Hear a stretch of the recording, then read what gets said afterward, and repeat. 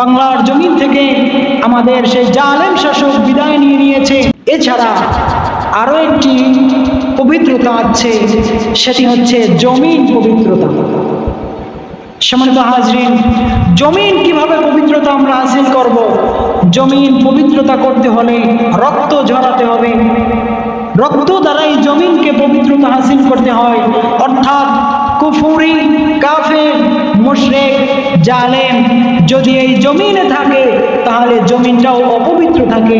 এই জন্য এই জালেমদেরকে দূর করবার জন্য রক্ত ঝরিয়ে এরপরে আমাদের জমিনকে পবিত্রতা করতে হবে। সম্মানিত হাজরিন, ইতিপূর্বে জেনেছেন, সকলেই আমরা জানি, বাংলার জমিন থেকে আমাদের সেই জালেম শাসক বিদায় নিয়ে নিয়েছে। হাজরিন, সেই ছাত্র সমাজ, আসলে এরা ছাত্র সমাজ না, এরা আল্লাহর পক্ষ থেকে একটি বরকত, এরা আল্লাহর পক্ষ থেকে একটি রহমত। এরা হচ্ছে আবাবিল।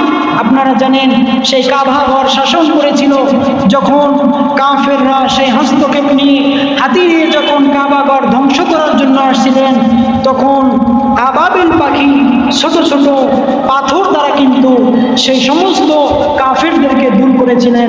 লক্ষ্য করে দেখেন, আজকে সেই ছাত্র জনতা, এরা ছাত্র জনতা না, এরাও হচ্ছে সেই আবাবিল পাখি। এদের হাতেও কিন্তু ছোট্ট ছোট্ট একটি একটি করে পাথর ছিল। পাথর কিন্তু তারা ছুটতে পারে নাই, ছোড়ার আগেই কিন্তু দূর হয়ে গিয়েছে।